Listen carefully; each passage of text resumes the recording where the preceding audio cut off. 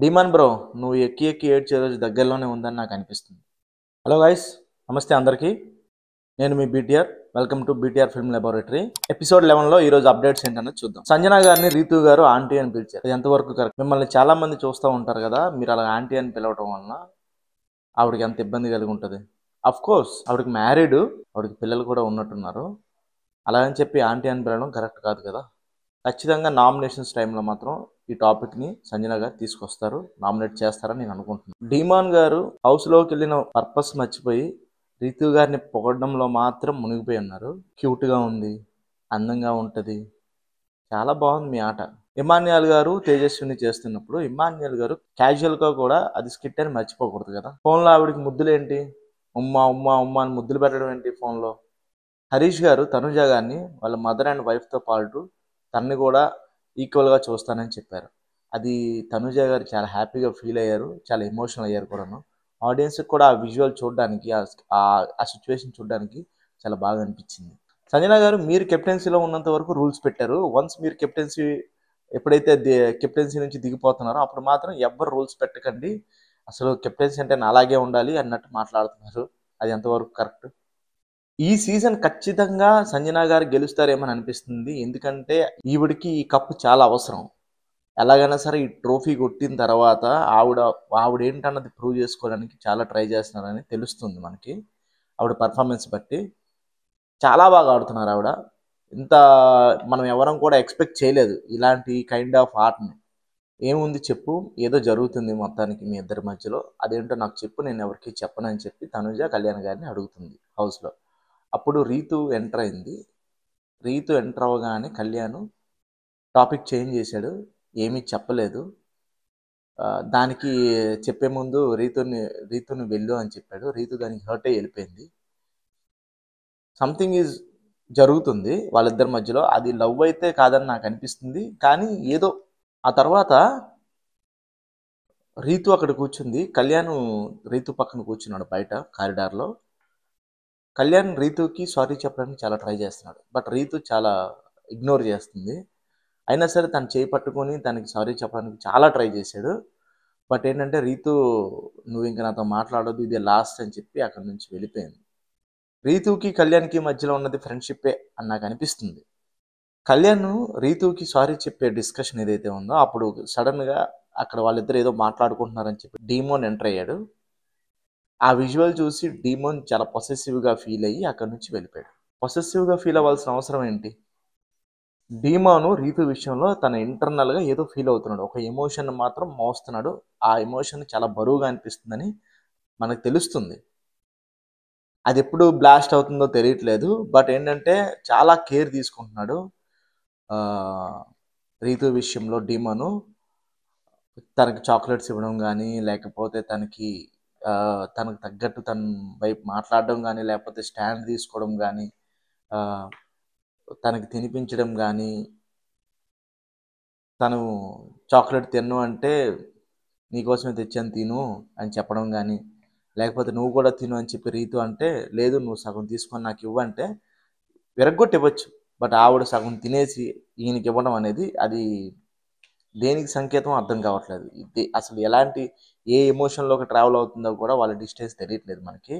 ప్యూర్గానే ఇది ఒక love and attraction, infatuation అని తెలుస్తుంది.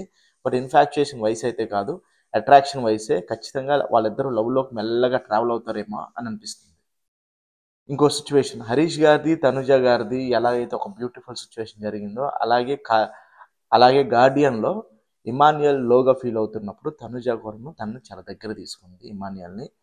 ఆ తర్వాత రీతు కూడా ఎంటర్ అయింది. వాళ్ళు ముగ్గురు ఒకరినొకరు సపోర్ట్ చేసుకుంటా ఎమోషనల్గా ఫీల్ అయ్యి ముగ్గురు ఏడ్చారు. అది చాలా బ్యూటిఫుల్గా అనిపించింది. ఆ ఎమోషను చాలా వ్యాలిడిటీ కూడా ఉంది అలాంటి ఎమోషన్స్కి, ఎందుకంటే పర్సనల్ థింగ్స్ కదా. సంజన గారు తన ఇష్టానికి వచ్చి బిగ్ బామ్ విషయంలో సుమన్ శెట్టి గారిని నువ్వు క్లీనింగ్ చెయ్యొద్దు అంటే తను క్లీన్ చేస్తున్నాడు. సుమన్ శెట్టి గారి వైపు హరీష్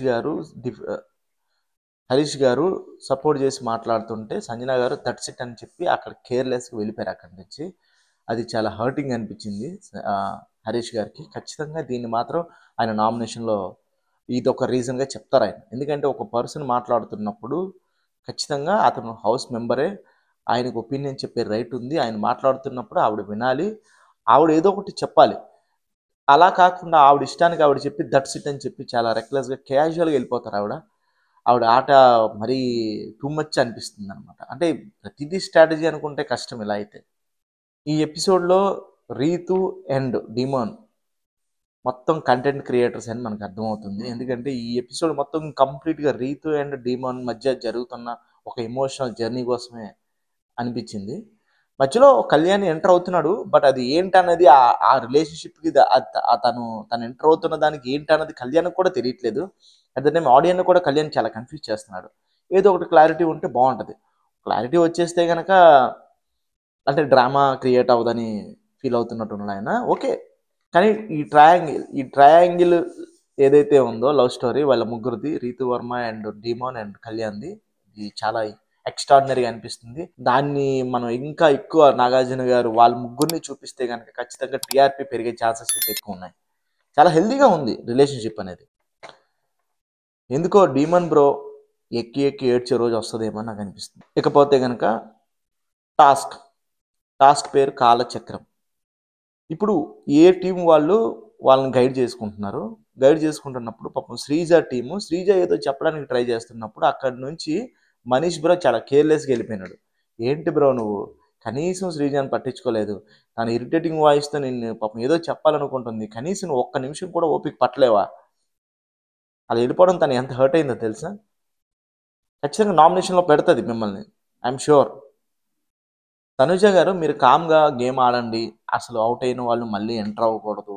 ఎవరి నోరు వారు కంట్రోల్‌లో పెట్టుకోవాలి అన్నప్పుడు శ్రీజ ఎంత ఫీల్ అయిందో తెలుసా?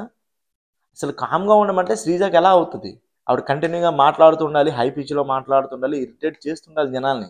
ఆవిడ ఇన్స్పిరేషన్‌గా తీసుకొచ్చింది ఎవరినో తెలుసా? ఒక హరియానాని. ఇలాంటి వాళ్ళు కొంతమంది ఉన్నారు. అలాంటి వాళ్ళని ఇన్స్పిరేషన్‌గా తీసుకొచ్చింది ఆవిడ. మీరు నోరు మూసుకొని ఆడండి అంటే ఆవిడ వల్ల అవ్వదు. ఆవిడ ఎప్పుడైతే అరవడం స్టాప్ చేస్తదో ఆ రోజు ఆవిడ ఎగ్జిస్టెన్సీ నుంచి అక్కడి నుంచి వెళ్ళిపోతది.